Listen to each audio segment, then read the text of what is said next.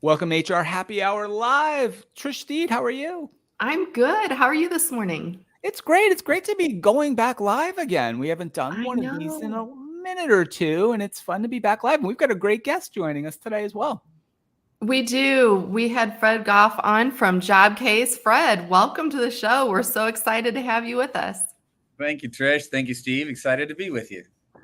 Fred loves going live. He just told us that right before we started the show. It's one of his favorite things to do. And so we're excited he could take a few minutes to be with us. We were actually trying to do this live from the HR Tech Conference a couple of weeks ago from the Jobcase booth, which was a really cool setup. But things happen. That conference is crazy. It's also really loud, quite honestly. So maybe I think we're better off This is better. meeting here and talking to Fred today. I'll quickly read some of Fred's bio, which I have here. Fred is the co-founder and CEO of Jobcase Inc., the only social platform dedicated to empowering workers.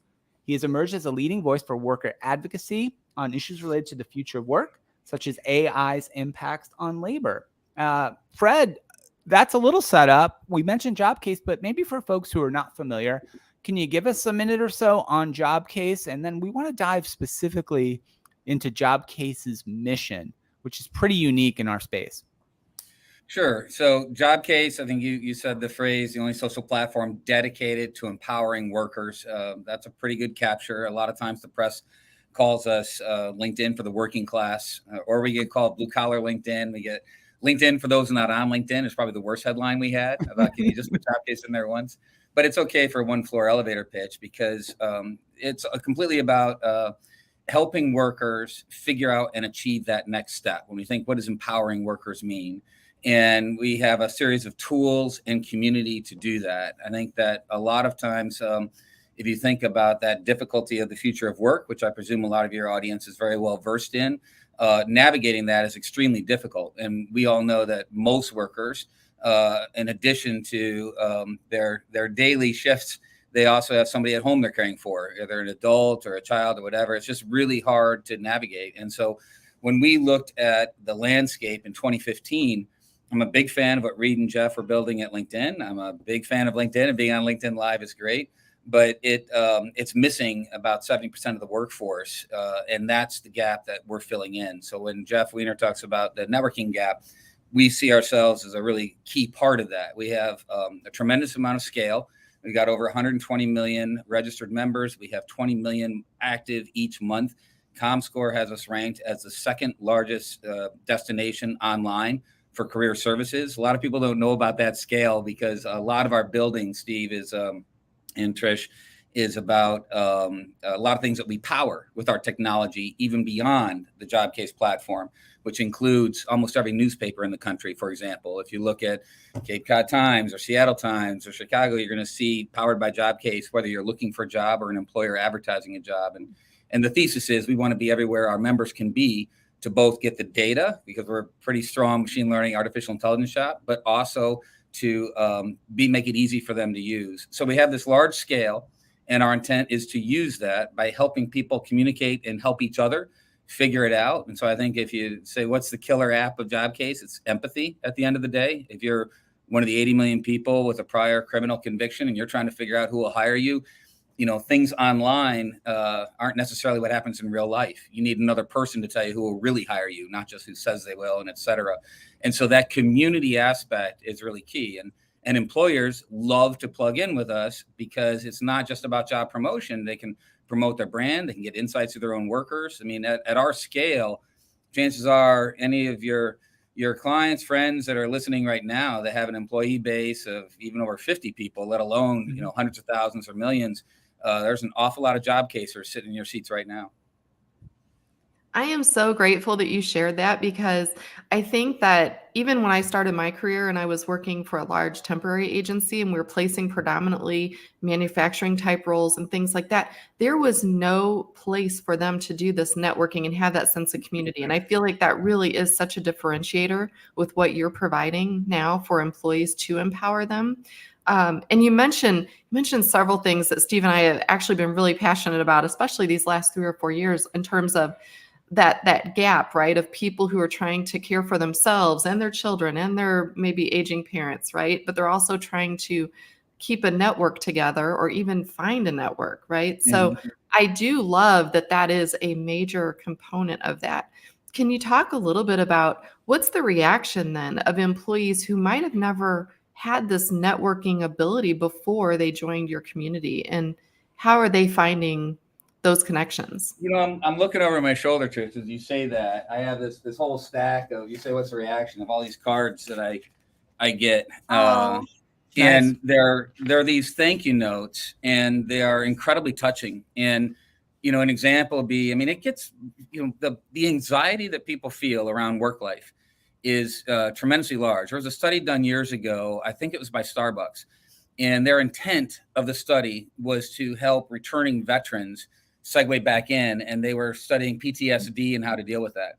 One of the findings was that normal hourly workers in the United States had as much PTSD as returning veterans from combat. Wow. That's how deep the anxiety is in terms of what people are dealing with. And so it's not rare that somebody says they stop self-harm because of things on Jobcase and et cetera. But here's the point. They're not thinking Fred Goff. They're not thinking Jobcase. They're thinking the person across the country they connected with. They're saying, I mean, we're just a platform to help people come together. If there's one thing to remember, I think, about our mission, it's at the end of the day, it's a thesis about people helping people. And as an AI-oriented shop, that's really important. We want to leverage AI to empower people, not to replace them. And that's the reaction. It's the concept that when I talk about empathy, what I mean is the killer app is more about somebody telling you, don't give up, you can do it. Now, whether you're facing ageism, sexism, racism, whatever it is, because quite frankly, on Jobcase, a lot of the seed conversations might start from a point of anxiety, right? It might start from, this is bugging me, or how do I get ahead, or how do I get a promotion, or how do I get a job, or how do I deal with this thing that's happening? But it's really positive, because after that seed of anxiety, there's all these people that come in and say, that happened to me too. Don't give up, or try here, or go to Mod Pizza. They have a whole program for people with prior convictions, and et cetera, et cetera. And so the reaction to that is incredibly empowering. That's why that phrase is you walk into our office, you're going to see empowering of the world's workers. That's what it is. So the reaction is very, very strong. But what's very key to us is we have to hit both fronts. We have to increase confidence and hope, so we have that reaction. But at the end of the day, we got to get stuff done. We got to get them a job, and we got to get them ahead. And that's the thing that employers like to plug into, because these same workers are what's going to make a difference at employers growing their companies. Fred, I think I'm glad you gave those couple of examples. I read one this morning on the Jobcase site. It was about a woman who had lost her job, I think as a cashier, and then through networking and support from the community on Jobcase, found her way into truck driving. And it was really more about the community members helping her understand what that job is like, the training requirements, the lifestyle of a truck driver, right? Coming right from people who are doing the job. And it's a unique, I think, kind of category, I guess, you've carved out here, because I don't know of any other place that really has this or offers this to workers, and then subsequently what it offers to employers. I appreciate that, Steve. And I love that example. It's very empowering to some of the gender bias we have in the country too. Yeah. And that's something that happens a lot on site. Is we actually have a number of groups that'll start up. People will start a group, and it's about, maybe it was in a truck driving group or something that came from.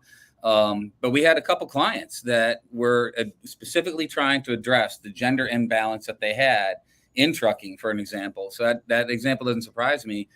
It's got a historical fronting with us, where we were helping, and we found a woman who is currently a truck driver, and we started promoting her kind of conversations and things, because it doesn't, just think how much noise hits all of us these days. I mean, not just all the noise we get, right? And there's wonderful things in the world, but all the horrible stuff that we seem to see all the time, and how much space do you have for it? And so for Jobcase or some other company to put out some PDF of here's what you can do in some career or whatever, how do you cut through the noise? Yeah. Well, you know what people listen to? They listen to each other. So having this white guy who started Jobcase say, hey, you can drive a truck too, that lands one way. Having another woman who switched a career and now is driving a truck and talking about how she's got benefits and more income and has time with her family, that resonates a lot more. So that's really the humility that we have with the company. Is I have the pleasure we've always been affiliated with MIT's Computer Science Artificial Intelligence Lab. If you come here, we've got people way smarter than me all over the place building things. But we've got the humility that we're just trying to get a platform where people help each other, because they're the ones who know. I don't know what it's like to drive a truck. I certainly don't know what it's like to drive a truck as a female, but this woman does. And so it's great that she empowers other people to understand that journey. And I think because she's walked the walk, there's more interest and empathy in listening to it. Yeah. I love that there's such a strong purpose behind every aspect of your business, right? And it is about truly having the people help each other. One of the things I at least want to mention while we're on here is that, when I was in human resources, that's always a position where you don't get a lot of money for training for your team. And I was constantly looking for resources to help train me or my employees or my team. And one of the things I just want to point out that people can find on your site is a whole bunch of resources, right, that are available to them. So whether you're an employee or whether you're an HR leader who's trying to train your team, I mean, you have the normal like hiring ones you would hope to find right on the site. But I want to point out some really specific ones. You have lots and lots of articles and training on accessibility, right, in the workplace. So if you're and some of the things Steve and I have like talked about for years around, if you have any sort of a disability or you're differently abled in any way, right? You sometimes don't know how to have those conversations with your employer, with your manager. Yeah. There are articles out there to help you, but then there's also articles that will help the employer, right? So that, and also on job scams. So like, you really have so many resources that I sincerely, I don't find other places. And I love that you've got them kind of curated there for your community to use. So I just want to point that out. I appreciate you highlighting that. I think when you get into, this should be the golden age of work and for our species, quite frankly, right? We live in an era of abundance. AI harness can be just wonderful. In the disabled persons part of our country, while we have mid 60s or low 60s labor participation, it's like 20% with the able bodied. Now, maybe that might have made sense like 100 years ago, but with technology today, why the heck is it 20%? There should be so many things we can do. And so there just has to be a platform to go from there to here. And so one way we kind of think about our North Star, Trish and Steve, is you think about, I kind of think we're slowly building a club, if you will, and a club for people who care about workers. And we actually think, if I get on my high horse for a second, that this can be a platform that helps kind of rebalance capitalism, right? So in 2019, we had the Business Roundtable say that they should navigate companies by stakeholder capitalism, not shareholder primacy. Now, that includes Jamie Dimon, Brian Moynihan. This includes like almost all the business leaders of the country, and they quite haven't done it yet. And I believe them, so they need a little help to get there. And so our thesis is that whereas in the last century, and maybe given the UAW settlement today, for 11% of the country that do have union representation, you can still have that old-fashioned collective bargaining to try to move the needle a little bit. But for the rest of the workforce, who's doing that? And so our view is, if collective bargaining is kind of a stick, Jobcase can bring the carrot. And what I mean by that is, for all the employers that are doing really well to help workers, to treat them well, we can not just tell 20 million monthly active uniques and their family, which extends to 60 million people we can communicate with each month, to go work at, say, McDonald's versus some other place if McDonald's is treating workers well. But we can also say, buy your burgers there, move the market share. Because if we know one thing about boardrooms, if they start losing market share, they're going to pay attention and adjust their practices. And so that's the other part of empowering workers. And it's why we have all those resources for employers too, is because if they help people with disabilities, as you mentioned, if they move forward at thinking about not handling shifts in such a way that make it difficult to both work and get educated and care for a parent, that might take some effort. It might take some opportunity cost to the employer. We want to reward them for that. We acknowledge they're for-profit businesses that have to make an economic incentive. And so those are the kind of things that we're moving towards in Jobcase. And we envision, as the brand gets better known, that we'll have a club happening. And we want the brand to be better known, quite honestly, because this is a unique story and it's an important story. And we don't have time for it.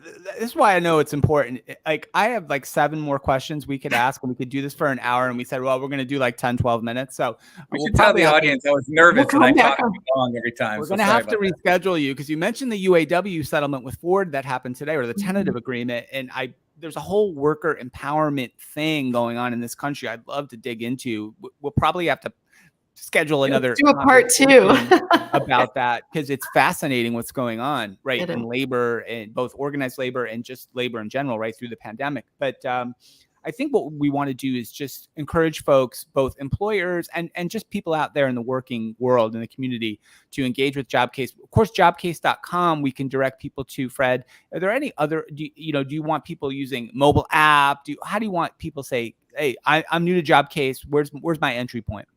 That's a great question. I think come to jobcase.com. We're on LinkedIn right now. So Fred Goff, feel free to shoot me a line. I think what's important is that we have incredible access every day to the majority of workers in this country. A lot of very well-known enterprises leverage us to fulfill their hiring needs. Many leverage us to build their brand and even get access to their own employees sometimes. So if you care about workers, if you care about their advancement, we're the partner for you. I love it. I love it, Trish. And that's what we care about. I mean, that's what we've been doing on the podcast for 2 years, 3 years now, maybe longer. It so resonates with us. And I'm so glad we're able to have Fred join us today. This is fantastic stuff. Me too. I know we definitely have to do a part 2 because again, the things that you're talking about that are important and related to your mission actually really aligns with our mission as well. So thank you so much for sharing, and let's have you back on. I know we want to dig more into the AI side of things as well. So stay tuned, everyone. Thanks for having me. Happy Halloween. Go to jobcase.com, everyone. Thanks, Fred Goff. Trish, thanks you. And we'll see you back here next time on HR Happy Hour Live. Thank you.